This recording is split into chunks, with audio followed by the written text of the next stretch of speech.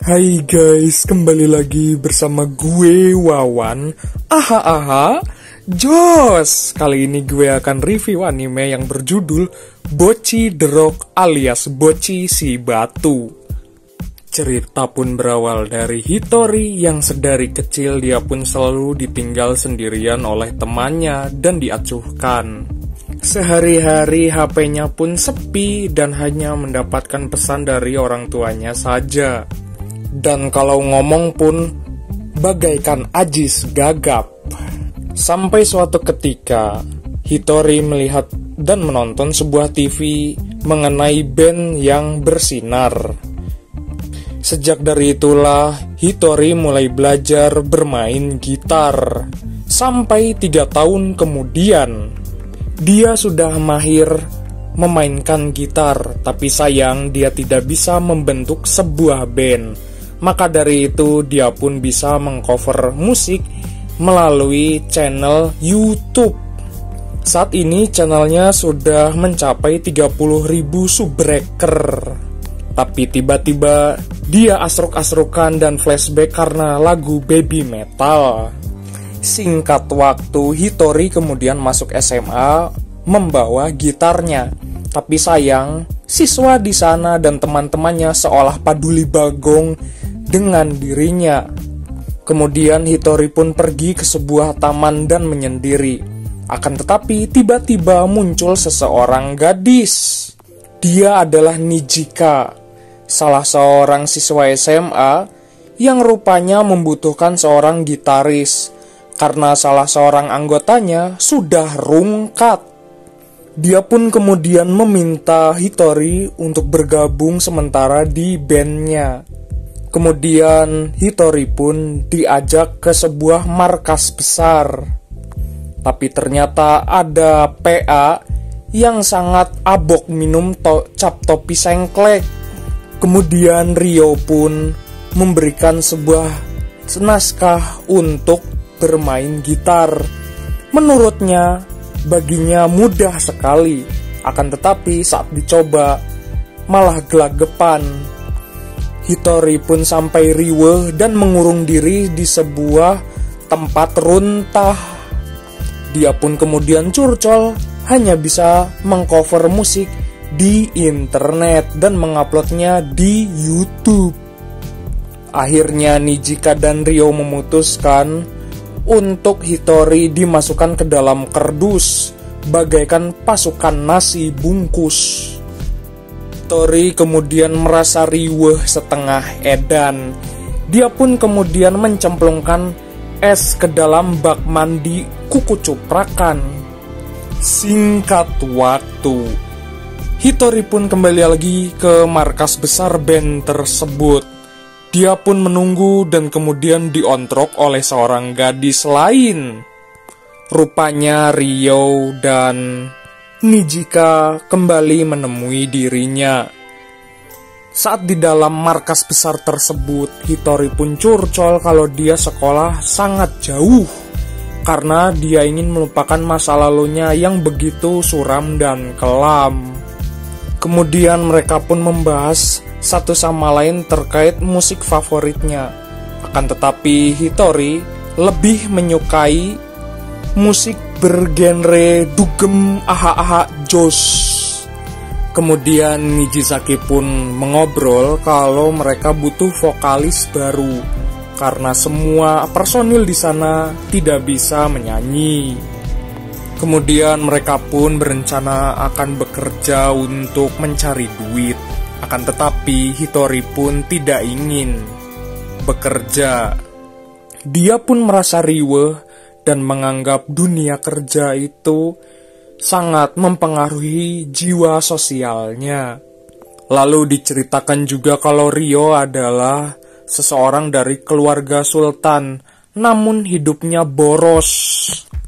Saat akan bersiapan hari kerja pertama, Hitori pun memutuskan untuk memberikan es kembali lagi di tempat mandinya supaya sakit. Dan dia pun mengirimkan message kepada Nijisaki. Singkat waktu, Hitori pun kembali lagi ke tempat markas tersebut. dan bertemu seorang manajer. Rupanya manajer itu adalah tetehnya Nijisaki. Lalu Nijisaki mengajaknya berkeliling di kafe itu. Rupanya menurutnya sulit membuka tempat ngeband kalau tidak dibarengi usaha minuman, apalagi minuman kopi tubruk. Lalu para pelanggan pun datang silih berganti membeli minuman di restoran itu. Namun sangat disayangkan, Hitori pun merasa riweh karena hal tersebut. Akhirnya restoran pun tutup. Pada malam yang poek, Hitori pun lari ngabret sedan-edannya untuk pulang. Singkat waktu di pagi yang isu, Hitori merasa malas dan asruk-asrukan ingin pergi ke sekolah. Akan tetapi dia pun kemudian pergi ke sekolah dengan membawa gitarnya. Sesampainya di sekolah dan di kelas, Hitori mendengarkan temannya sedang mengobrol tentang band. Tiba-tiba dia pun merasa riweh dan ingin ikut ngobrol. Saking introvert-nya, dia pun tidak tahu cara untuk memulai obrolan. Saat sedang menguping di sebuah tangga, tiba-tiba Hitori pun mendengarkan ada seorang gadis bernama Kita yang bisa menjadi vokalis di band tersebut. Kemudian Hitori pun mengontrol ke kelasnya Kita. Kemudian Hitori pun kemudian menyendiri di sebuah tempat. Dia pun kemudian nyanyi sekaligus curcol. Beberapa saat kemudian tiba-tiba Kita pun datang ke sebuah lorong gelap. Lalu diceritakan oleh Hitori kalau bandnya memerlukan seorang vokalis. Dan dia pun mengajaknya untuk bergabung dengan band tersebut. Diceritakan oleh Kita kalau sebelumnya dia bergabung dengan sebuah band. Tapi karena ada satu alasan dan lain hal, dia pun cabut dan kabur dari band tersebut. Singkat waktu, Hitori dan Kita pun berjalan menuju tempat markas besar. Akan tetapi di jalan itu, Kita merasa riweh karena senpainya berada di tempat tersebut juga. Beberapa saat kemudian, Ryo dan Nijisaki pun datang. Rupanya mereka berdua adalah senpainya Kita. Di sebuah markas besar itu, Kita berencana akan menebus dosanya. Kemudian Kita-chan menggunakan pakaian pelayan yang wangi bagaikan keking. Setelah itu, mereka pun kemudian melayani para penonton konser dengan berjualan minuman. Diceritakan juga oleh Kita kalau dia ingin bergabung dengan band karena ingin menjadi gadisnya senpai. Setelah itu mereka pun melakukan latihan di malam yang poek. Akan tetapi Kita curcol karena dia tidak bisa menggunakan gitar. Kita kemudian berusaha untuk latihan gitar, tapi menurutnya buat apa, gini-gini saja. Maka dari itu dia pun memutuskan menjadi vokalis saja di band tersebut. Saat Hitori diajaknya untuk adu vokal, dia pun merasa riweh dan tidak mau menjadi vokalis band. Kemudian rapat pun digelar. Mereka semua memikirkan bagaimana agar terlihat sebagai personil band. Nijisaki berencana akan membuat merchandise band, tapi sayangnya hal itu ditolak oleh Ryo. Sementara itu Ryo pun memutuskan akan menggelar pesta ajojing, tapi sayangnya tidak disetujui oleh anggota karena bakar-bakar uang. Akhirnya mereka bertiga pun memikirkan untuk membuat lirik yang ngeband banget. Akan tetapi, Hitori pun merasa riweh dan bingung bagaimana memikirkan lirik yang bagus.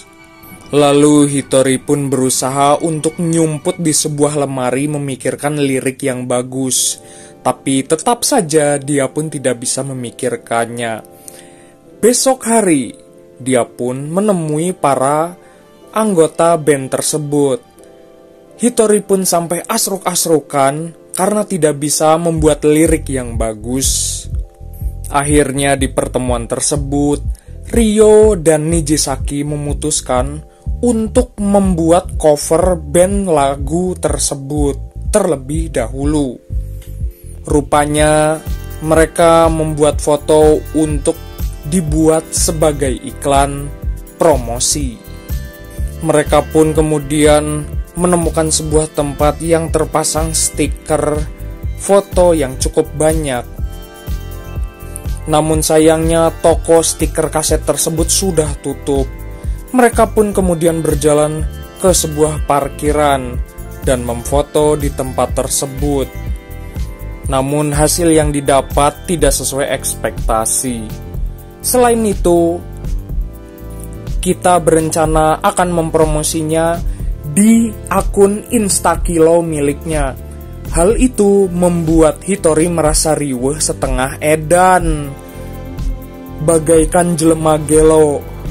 Akhirnya mereka pun memutuskan, yaitu foto dengan konsep melompat tinggi.